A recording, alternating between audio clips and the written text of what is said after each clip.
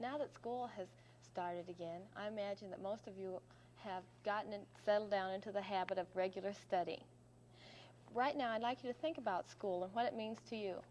I know there are a lot of complaints that we have about school, about getting up early and having to trudge all the way to school to face some teacher who might be grumpy early in the morning. But right now, I'd like you to think about the positive aspects of school and what things that you enjoy about school. We go there and meet our friends and learn many different and interesting facts that we can use in our lives ahead. Do you know that you've taken your schools for granted? We do this because schools have become such a part of our lives. Just look around your classroom right now. I suppose that most of your classrooms are brightly lighted rooms with bright colors decorating all your bulletin boards, and perhaps even examples of your own work are displayed. And look at your teacher. I imagine that your teacher is a nice and likable person whom you enjoy and who enjoys you. And I'm sure that your teacher is genuinely interested in your education. We take all these things for granted.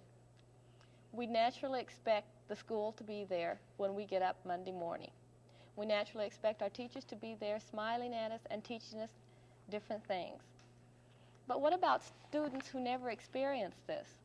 There are thousands of American Indian students who do not and did not in the past have this kind of experience. They didn't even get a glimpse of the kinds of schools I'm talking about today.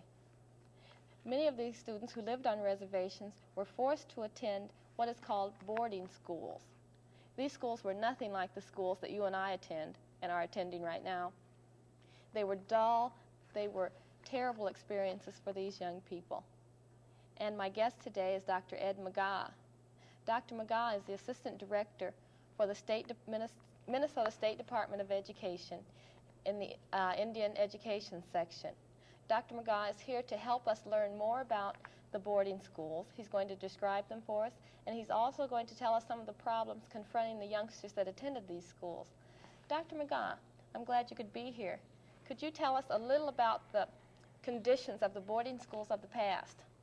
Yes, I'd like to tell especially the students watching this TV presentation to listen very wisely to Jennifer's words, to appreciate your school, well-lighted school, and the fact that you can leave school tonight and return to your mothers and fathers or your grandmothers and grandfathers. The Indian children, older than I am, and the grandparents of today, Indian grandparents of today, had to go through terrible ordeals when they were sent to school, maybe 20 years, 30 years, and past 50 years ago. They were put in lonely, cold dormitories without their parents. They were separated from their mothers and fathers for 9, 10 months out of the year. The food was terrible. From what age did they go to these boarding schools? From 6 years old up to some were 25 years old before they were actually allowed to leave the boarding schools, grades 1 through 12. They were terrible places to go, very lonely. And the teachers there did not care about the students. There were very, very few, if any, Indian teachers. And these teachers were way out in the reservation. They did not care about the Indian students. They gave them a very poor education, but most of all, they were separated from mothers and fathers. Well, who sponsored these schools? They were sponsored by the Bureau of Indian Affairs, which is part of the Department of Interior, United States government, and also many of the schools were sponsored by the Episcopal Church and also the Catholic Church. These are called the mission boarding schools. But in all of the boarding schools, the Indian youth were treated just about the same, and they had basically the same punishment methods they used against the Indian children. And could you describe some of these punishments? Some of the punishments in the boarding schools were to chain little children together if they ran away. Say 2 or 3 children run away, they would be chained together, just like prisoners. And some punishments, in fact, 2 years ago, they still handcuffed children to their beds at Chilocco, Oklahoma. This is a Bureau of Indian Affairs school. It was discovered in the fall by Robert F. Kennedy, and that the superintendent and the principals were not removed until the entire school year. Their food was cut off. They had jails. They had solitary confinement. They put little children on bread and water if they spoke up, or if they ran away, or if they talked Indian. Many of these little children, they spoke Indian, because this is all they spoke at home. Well, the main purpose for these boarding schools seems to me was to discourage the Indian child from being Indian, discourage him from recognizing his heritage and his identity. Right. They wanted to make the Indian be ashamed of being Indian. This they felt would civilize him. This they thought that being Indian was to be wild, to be a savage.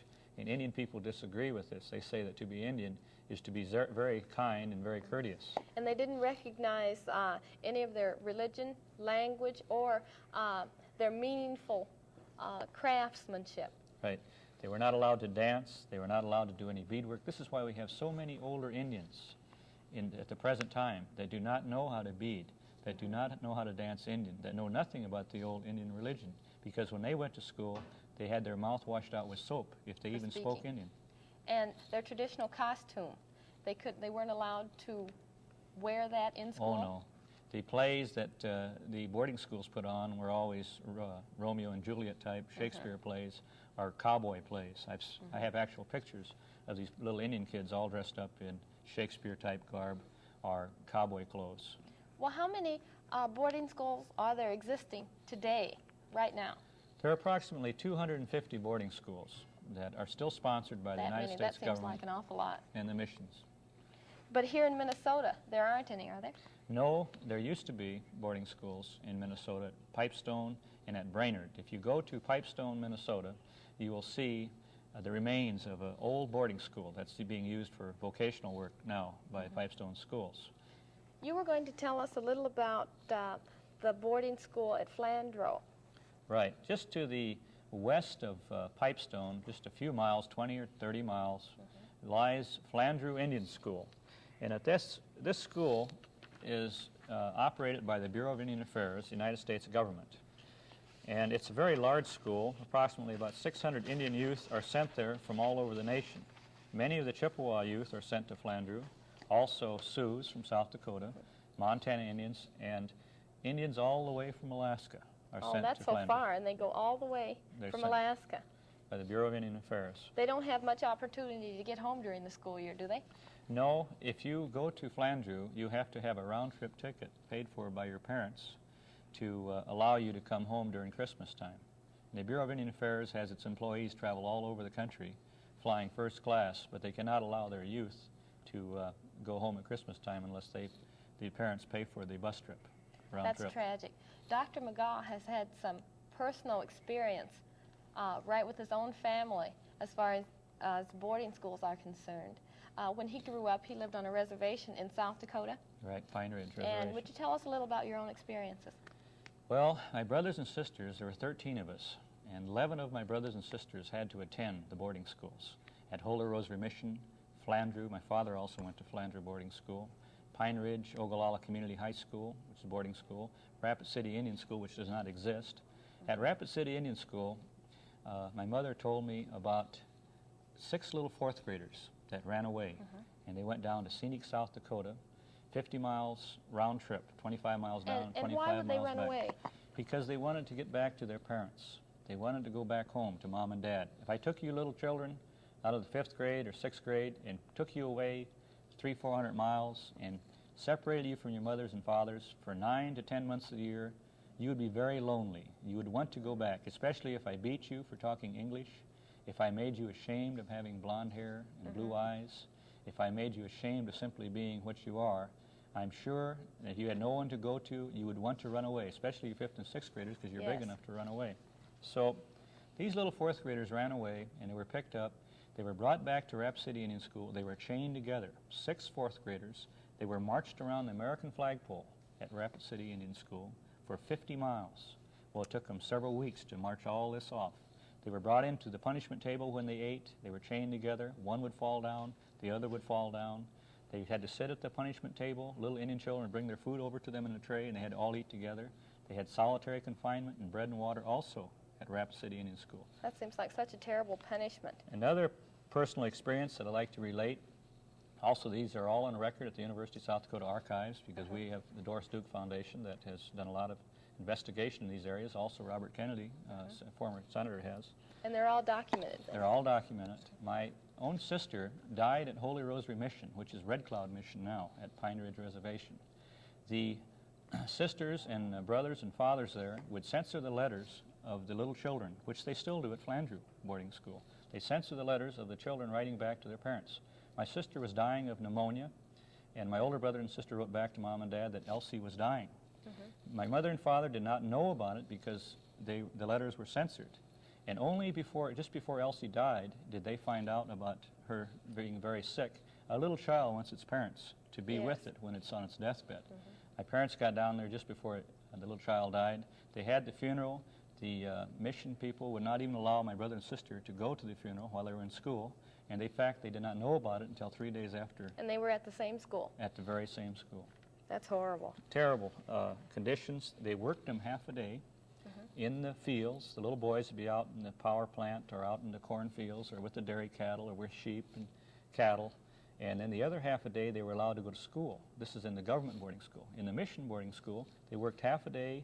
They had to go to church for a fourth of the day, and the other fourth of the time they got academics. So when you graduated from a boarding school, you had very little education. Yes, compared to what the children are getting here in St. Paul, what would you say about it? I would say that a child that graduated from the old-time boarding school probably had about a 6th grade education.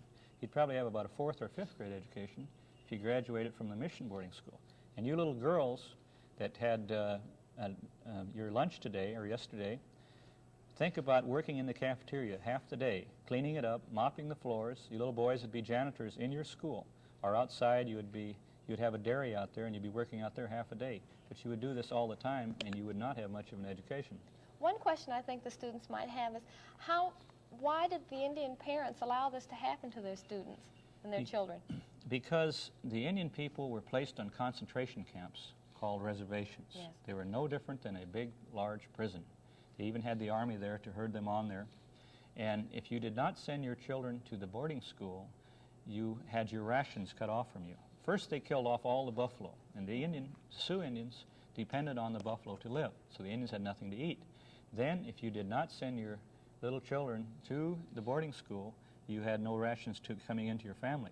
So it was very threatening to the adults. They had to feed their entire families, so they had to send their children to these boarding schools. And in later years, they would use reprisals against you, like you could not get a job with the Bureau of Indian Affairs, you couldn't get the janitor's job at the mission, you couldn't go to the rummage sales. They had all ways and methods. Well, how did it happen that you didn't have to attend this boarding school?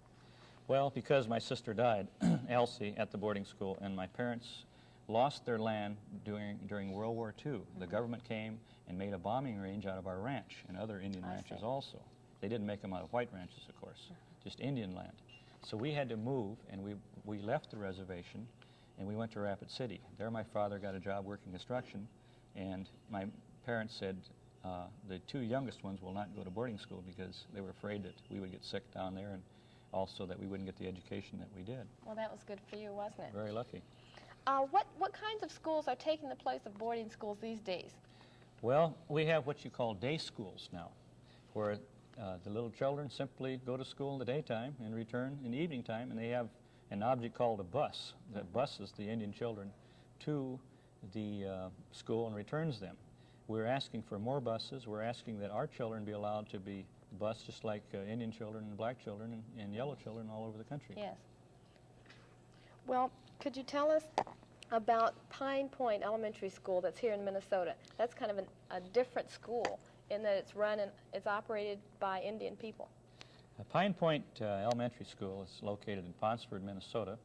The former principal was Jerry Buckanaga, who was an Indian, a Chippewa Indian, and he has been selected as one of the 10 most outstanding men in the nation last year, and now is going to Harvard to receive his doctorate degree. He's going to work on this degree. Oh, I see. Did a very good job at Ponsford, Pine Point Elementary School, and we have a new superintendent there, a new principal, acting principal, Marvin Buzzard, who's a Chippewa Indian. I see. We have Indian teachers and Indian aides on the staff. We have non-Indian teachers, but all the teachers at Pine Point are familiar with Indian culture. In other words, they believe that being Indian is just fine, especially for Indian children. And it's been very successful, hasn't it? Oh, yes. The atmosphere there is Indian leaders, Red Cloud, Sitting Bull, Gall, the Hole in the Day, the Chippewa leaders, great Indian people of the past, Indian crafts, Indian beadwork, Indian jewelry, besides normal You know, activities. right here in the Twin City area, certain schools are doing different things as far as Indian history is concerned. I know that in Minneapolis, North and South High School have a group called TANS. It's True American Native Students. And this group of students, they're made up of all kinds of students, not just Indian, but non-Indian students also. They take field trips. They're learning more and more about Indian history and culture. They promoted 2 classes last year. One was called American Indian History and Culture, and the other is American Indian Literature.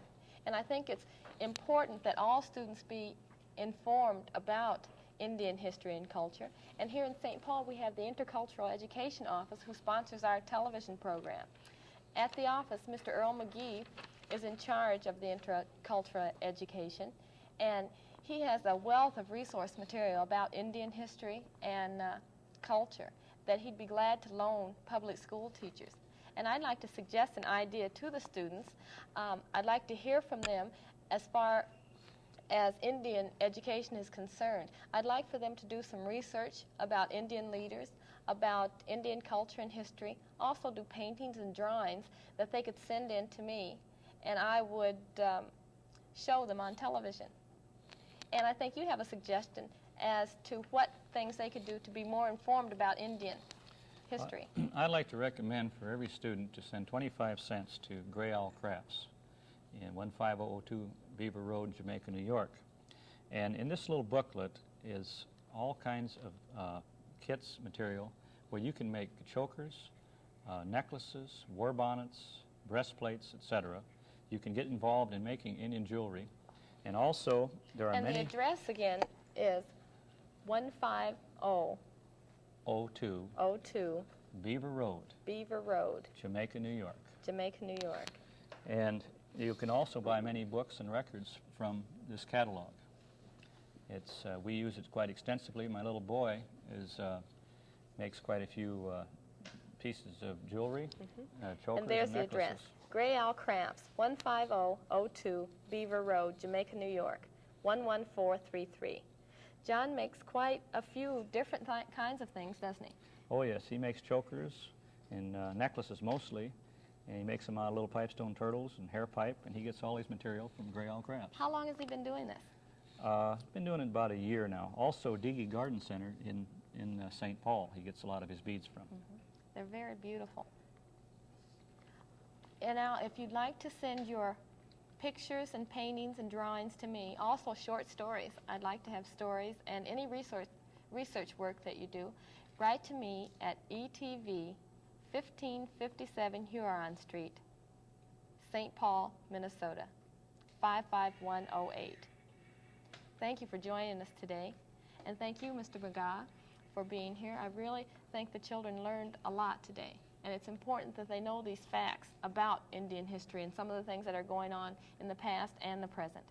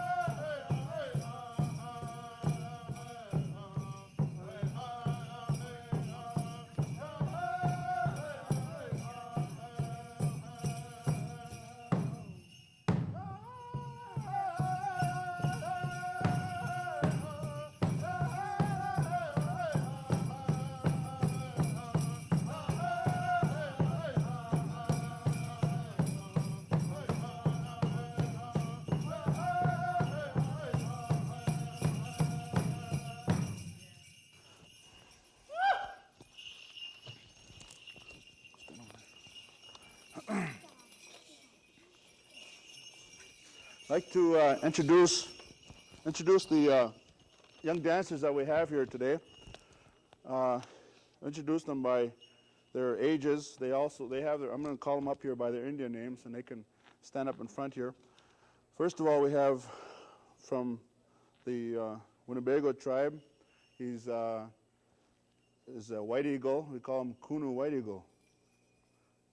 Come stand up here in front. Kunu is 5 years old. Next, we have also from the Winnebago tribe, my second to the oldest son, Hena. His name is Wambliska. He is also 5 years old. Next, we have from the Sioux tribe, Oglala Sioux tribe.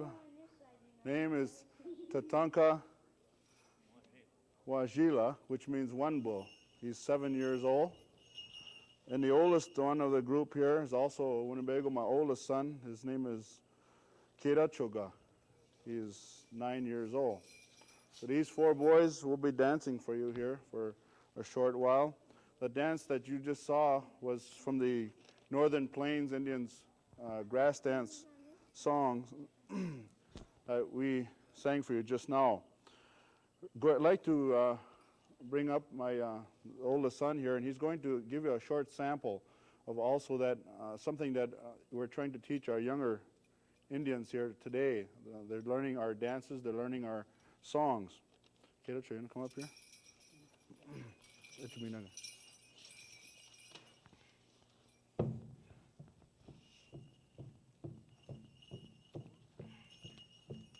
ahead and dance now.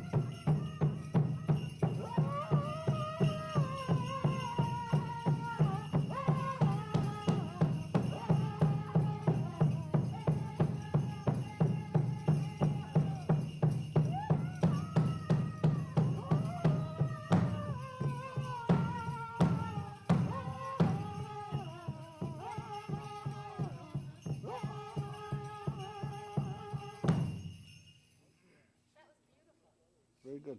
I'd like to introduce two other people on our. You can go stand. Two other people of our group here. We have singing with us also Barry Blackhawk. His real name, I would say, is Machiskaga. However, of course, since the coming of the white man to our country here, we were given names that the non-Indians use, and consequently, we are called by that by non-Indians. For instance, my name is Henry Greencrow, but my family name would be Kunu, and also known as Nyanajinga. But to the non-Indian in this country, I'm known as Henry Greencrow. Barry Blackhawk, of course, is Machiskaga. Standing to the far right, we have Dr. Ed Maga, who is Wambaliwi Chasha, and again, this is, of course, what he's known by as Maga, so this is what we call him here today. I'd like to bring in Ginger for some comments here. I'm sure the students remember you from last year, Henry, Right. and they've had an enjoyable experience with you from last time. And I'd like you to tell us a little about the Indian dancing. Are there certain dances just for children and certain ones just for adults? Not really specifically. This is all our dances it's a whole family activity, all right from our very oldest. When we dance, we have our grandmothers and our grandfathers, our 80, 90-year-old people, right in with our grandchildren, our little 1 and 2-year-olds. So you wouldn't have a generation gap? No, not at all. Not at all. That's interesting. Henry is going to ask Barry to describe a few of the costumes that we've been seeing today. Barry, would you call the children one at a time? All right, fine. Kuno, you coming over here? I just want to stand over here and turn around here. I want to show the audience here. This is a dance costume that starts with a roach. It's made out of porcupine quills. It has the 2 eagle feathers on top, and much of the beadwork matches. You can see the colors here are the same as the colors down here, and the cuffs. Maybe you should tell them the colors. The colors are blue, yellow, dark blue, and red. So the whole thing matches together. It's a coordinated outfit. The beadwork is very colorful, as you can see. And then he has the breechcloth, which is made out of buckskin and has beaded designs on that. And the moccasins, as you see down here, are all beaded moccasins. They're Western Plains Sioux moccasins, most likely. And then if you turn around, Kuno, just take a look at the bustles.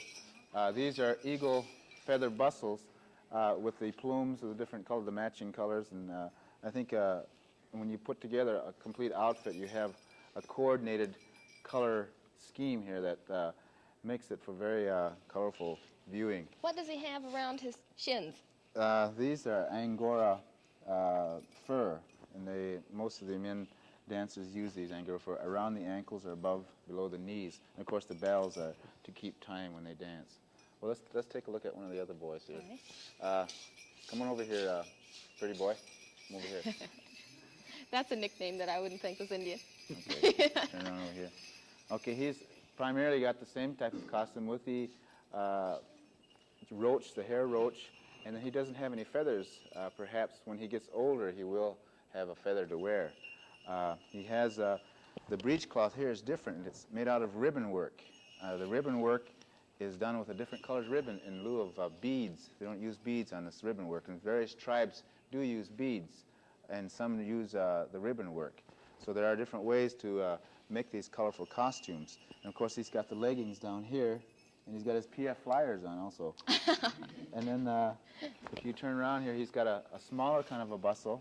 It's for a little boy with the bead roach, the bead rosette in the middle here. Okay, let's take a look at one other boy. Come over here, John. Now, John, turn over here. Now, John is a Sioux Indian, so he's got a little bit different costume. He's mostly made out of leather.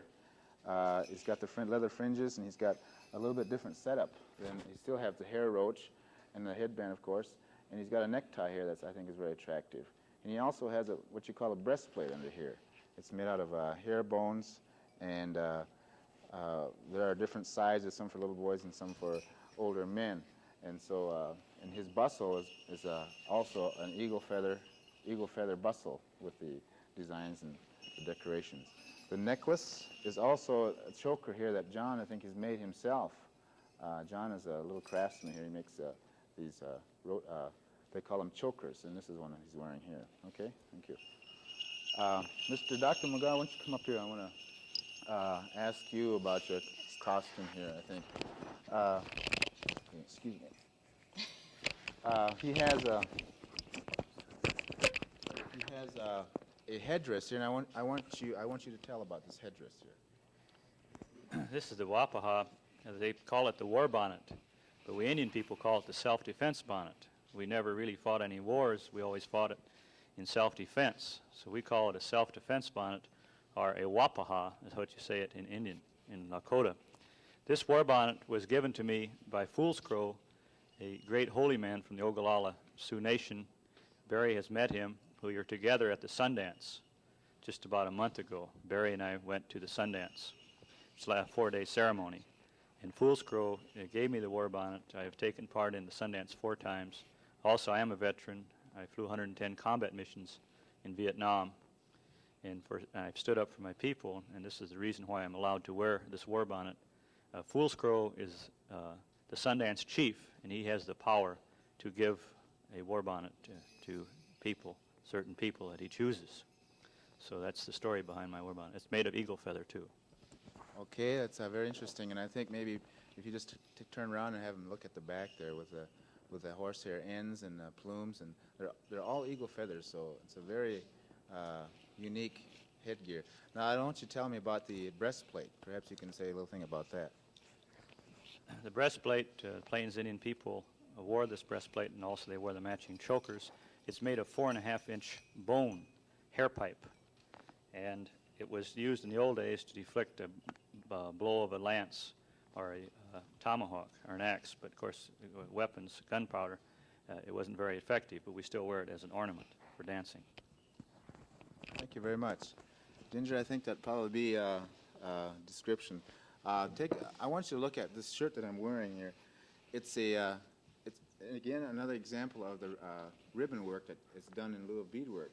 In the old days, the Indians, Winnebago Indians, used this, the shoulders and the 2 strips come down here as solid beads, but they found that they could artistically put together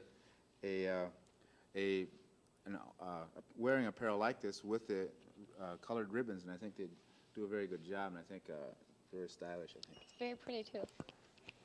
Now, I think there's a dance that the Indian people do that's called the round dance. Would you tell us about that? Yes, Henry? round dance is one of the social dances that is spread throughout the land, and many tribes have adopted it, and it's a way of everybody getting together, all the tribes, Indians and non-Indians, we all dance together around the drum. We'll form a circle, and we can do this here today. When we start singing here, you boys come around here and you dance, and you come all the way around. You ladies back here can join in, and you can come all the way around like this here. Well, this is why it's called a round dance. Because non-Indians can dance. Right, everybody it too. dances, right. This is very interesting what you have on, this headband. Can you tell us where you got that? Yes, this was given to me by a Indian from Iowa, known as the Second Fox. Iowa, And this that's is where I'm from. This is their type of beadwork. Are you ready for the round Right, dance? right. All right. Thank you for joining us today.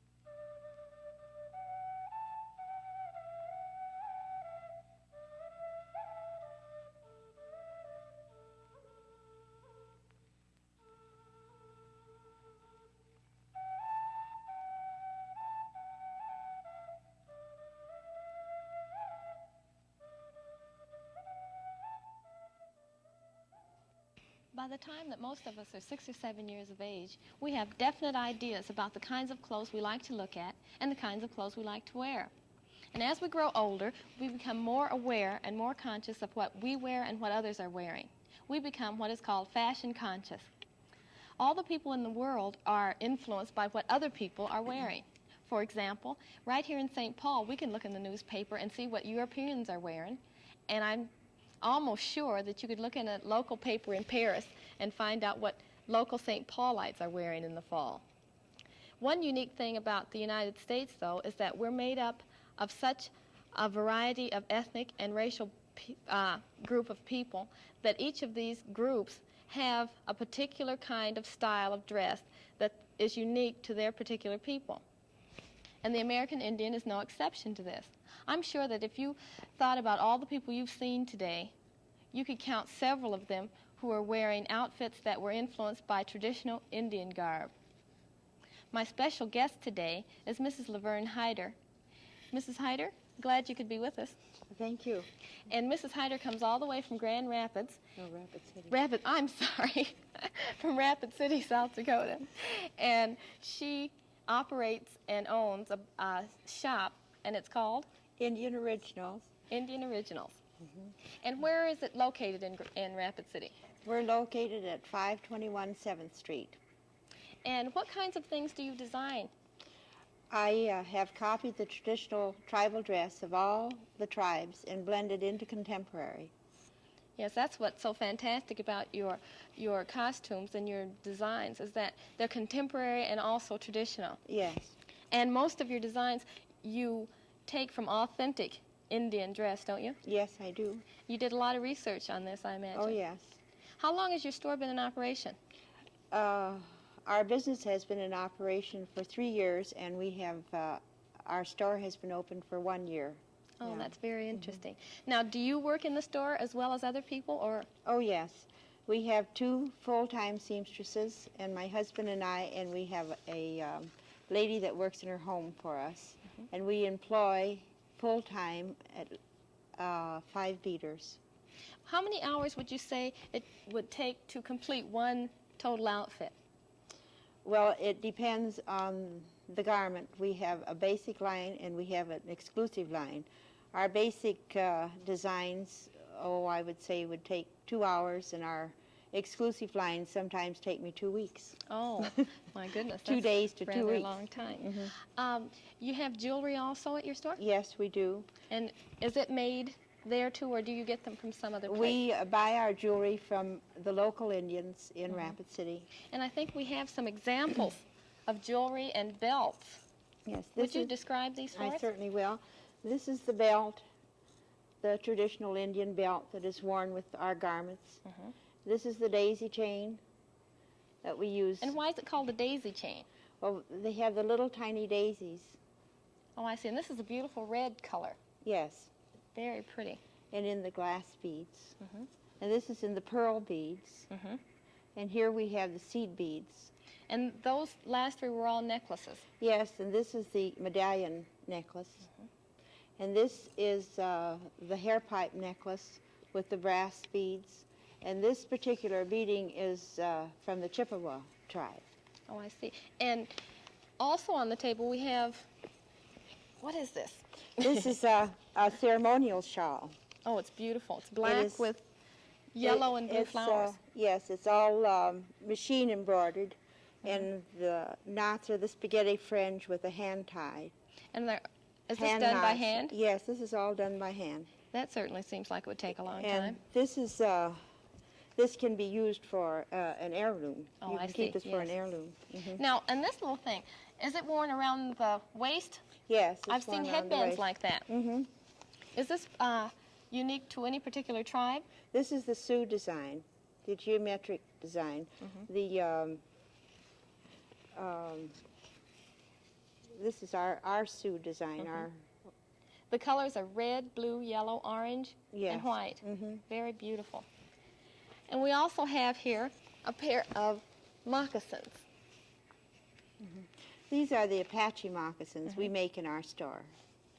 We do the leather work. Sometimes Also these with can the- be beaded, can't they? Oh yes. Very pretty. Now we have another table of things from your store. There's a shawl on the table, and it's white with blue beads and braiding. Yes, It's beautiful. it has 11 knots My with the goodness. beads. Would one person work on this or more Yes, than one? we have one lady that does the shawls for us. Oh, I see. And a purse. It's a very interesting design. The Shoshone Indians from Wyoming, the Shoshone tribe. And also another necklace. And this one, Those are all daisy chains. they're blue, black, red, white, and pink. Very, very lovely. Well, I'm so glad you could come and help us out today, and I'm sure that the students are going to enjoy looking at the fashion show we're about to present. We have several models some are local and some are not from here, but our first model is Teresa Welter. Yes. Teresa? Teresa is from Minneapolis. Here we have the red, blue, and purples are blended in this two-piece costume of tie-dye leather. Both the hot pants and the matching fringe vest are accented with a bone hairpipe necklace. Very pretty. The porcupine hair ties add the Indian touch for a unique blend of Americana. Very good. Thank you, Teresa. And our second model is, Kathy McGaw, who's your sister-in-law, right? who is my sister-in-law. Owl claws add a delicate touch to this powwow pantsuit in the traditional homespun. The pants are in a Navajo pattern, which accents the off-white powwow shirt. Indian original powwow designs, patterned after the Sioux ghost shirt, are not copied exactly from the traditional garment because I believe this would be a violation of tradition. The ghost shirt became significant in Sioux history following a period of much suffering on the part of my people. A religious cult arose which held the belief that the shirt plus faith would protect the wearer from the white man's weapons and help return the people to their former way of life. Although it failed in this magic mission, the shirt remains an important part of Sioux history and its design important to modern fashion. That's very lovely. Thank you, Kathy. Oh, I really enjoyed that one. What kind of material did you say that was? That's 100% homespun cotton. Oh, it's very beautiful. And color fast, I hope. Oh, yeah. Our third model is Sandy McGee, and Sandy is a first grade teacher at Frost Lake Elementary School here in St. Paul. The intricate geometric design of the Aztecs is an effective pattern for this one-piece hot pants outfit covered with a long Indian apron of the same design in a reverse pattern. The material is a gray double-knit polyester. Plume ties and a quill work choker and leg band accent this striking ensemble. The quill work is all hand-done. What is on her leg there? That is the quill work, porcupine quill with Beautiful. the plumes. And it matches the choker. choker. Very pretty. Thank you, Sandy. Sandy's been my friend for a long time. I guess we're going to have one more model, Iris Monroe. And Iris works at the State Department of Education. In Sioux, Winona means firstborn. This is the firstborn of Indian original.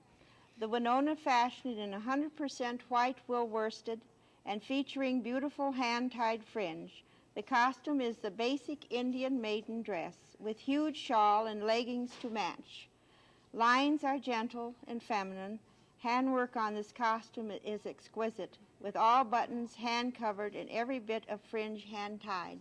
This costume, for which I have received handsome offers, will never be sold. The dress is accented with beaded hair strings with plumes.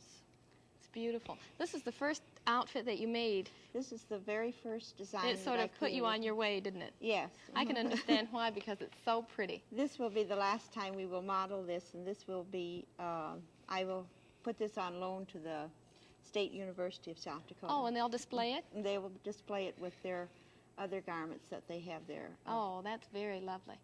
Thank you, Iris. Oh, the things are getting prettier all the time. I bet you really enjoy your work. Yes, I really do. Very nice. We have Teresa back again. Seen here in a one-piece arrow hot pants design of tie-dye leather in bright autumn colors.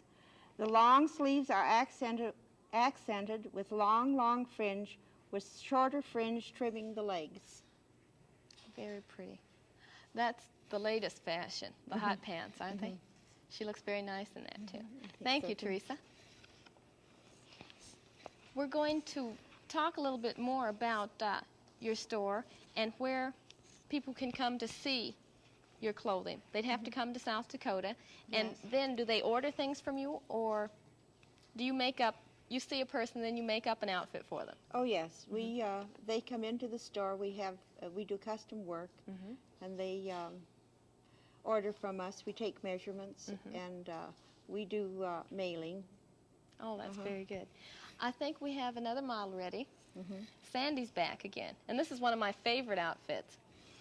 Oyster Homespun fashions this ensemble of the traditional and latest designs. The one-piece hot pants outfit is topped with a full-length Indian skirt. Long slit reveal the hot pants underneath. Appliques accent the oyster color of the skirt as the daisy chains complete the ensemble. Very lovely. Thank you, Sandy. Do you ever make outfits for young children?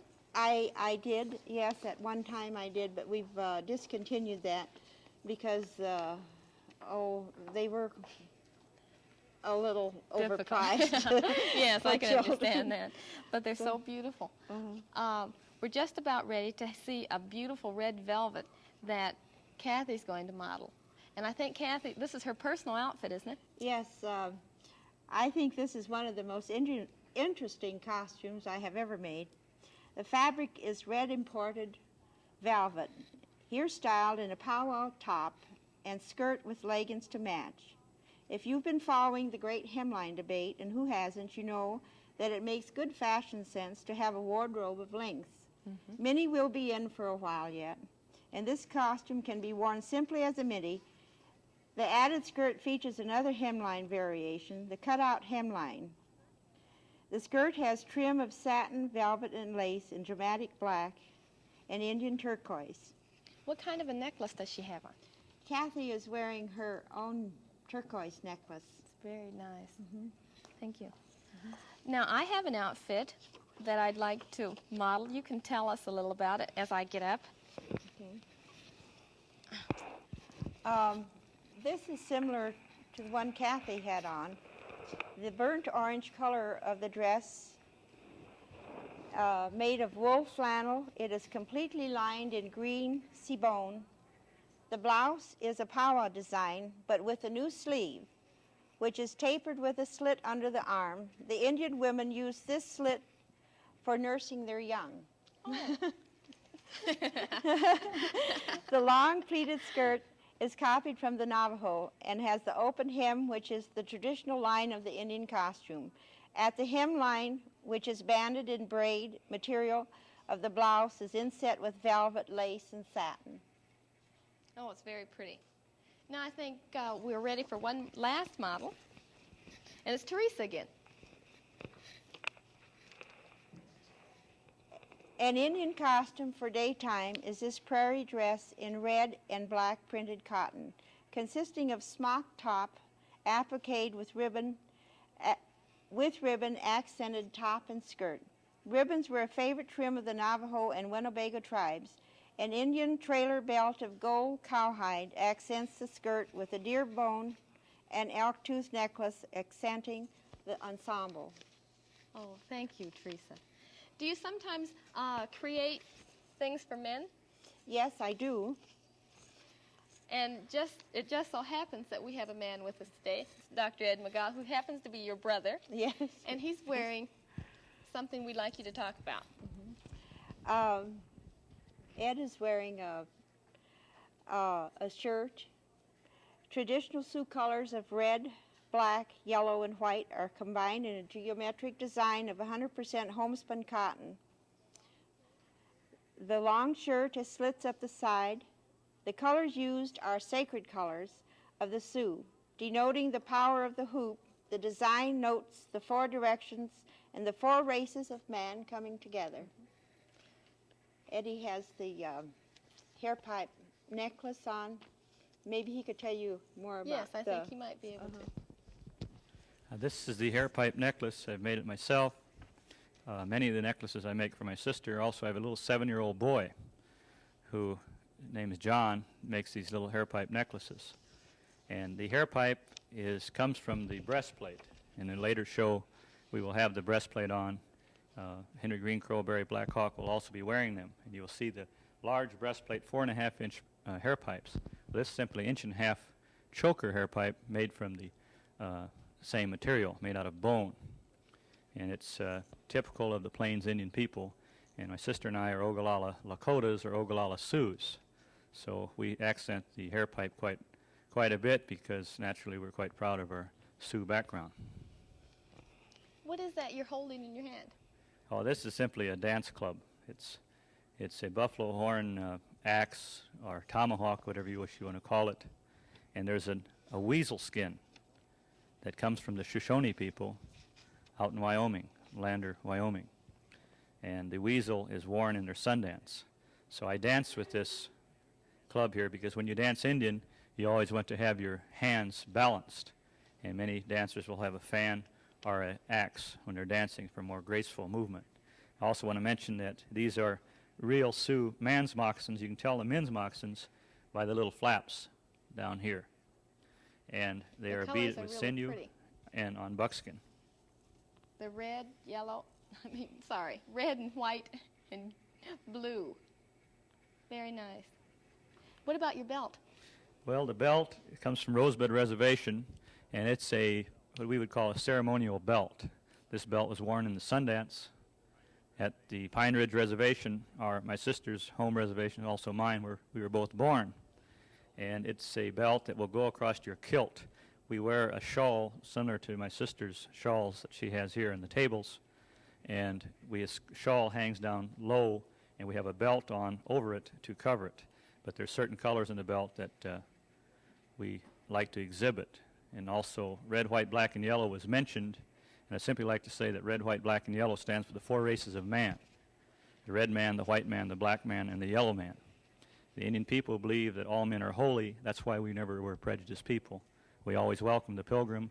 We took in the black people that ran away from slavery, and they lived with us. So we are a non-prejudiced people and very proud of red, white, black, and yellow.